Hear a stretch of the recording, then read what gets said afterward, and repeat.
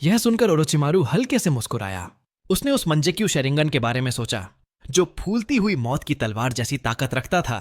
उसने तय किया कि हाशिरामा सेल के साथ साथ उस शक्ति को भी याकुशी कबूतों के शरीर में ट्रांसफर करेगा, क्योंकि ओत्सुत्सुकी शिमे को हराने के लिए इन तीनों की ताकत एक दूसरे के बिना अधूरी थी।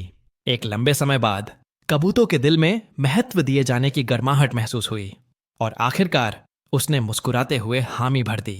सास्के हंसते हुए बोला, इस बार तो लगता है तू ऑर्फनेज का हेड बन ही नहीं पाएगा। उधर कोनोहा विलेज में जिराइया खिड़की के पास बैठा ककाशी की बात सुन रहा था, जो पिछली रात सास्के से हुई लड़ाई के बारे में बता रहा था। ककाशी ने माना कि उसने कुछ लापरवाही की थी, पर उसके हिसाब से अब का सास्के उससे कमजोर बिल्कुल नहीं रहा। जिराइया ने तुरंत कोई नतीजा नहीं निकाला, क्योंकि जब तक नारुतो जिंदा है और सास्के ने मंजेक्यू खोल लिया है, तो इसका मतलब है कि सास्के के साथ कुछ ऐसा हुआ है जो अब तक कोई नहीं जानता। अब सास्के की ताकत पहले जैसी नहीं रही, और अगर नारुतो ने सचमुच उसे वापस लाने की ठान ली तो हालात बहुत खतरनाक हो सकते हैं।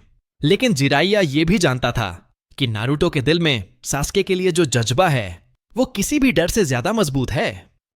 नारुतो को सास्के को छोड़ने के लिए कहना यह नामुमकिन था। ककाशी से विदा लेने के बाद जिराइया ने नारुतो को ढूंढ लिया।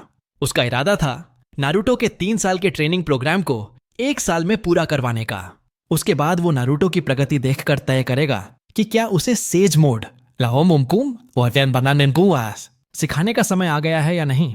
नारुतो पहले ही पूरी तरह तैयार था। उसके अंदर अब एक अलग ही दृढ़ निश्चय जल रहा था। थोड़ी तैयारी के बाद गुरु शिष्य दोनों एक असाधारण प्रशिक्षण यात्रा पर निकल पड़े। 1 महीने बाद कैंग्युए आइलैंड पर सास्के और उसकी टीम ने आखिरकार अपना नया बेस बना लिया था। याकुशी कबूतों ने एक लंबी और दर्दनाक प्रक्रिया झेली, जहां उसने सचमुच अपने पुराने शरीर को त्याग कर एक नई शक्ति में पुनर्जन्म लिया। कई बार हाशिरामा सेल ने उसे अंदर से निगल जाने की कोशिश की, लेकिन अपनी अटूट इच्छा शक्ति के बल पर कबूतों ने मौत से वापसी कर ली। हालांकि इतना सब झेलने के बाद भी उसे सिर्फ हाशिरामा की थोड़ी सी शक्ति ही प्राप्त हुई थी। दूसरी तरफ ओरोचिमारू ने सास्के के लिए एक विशेष सील, व्हाइट डे सील सेटेटिन तैयार की थी।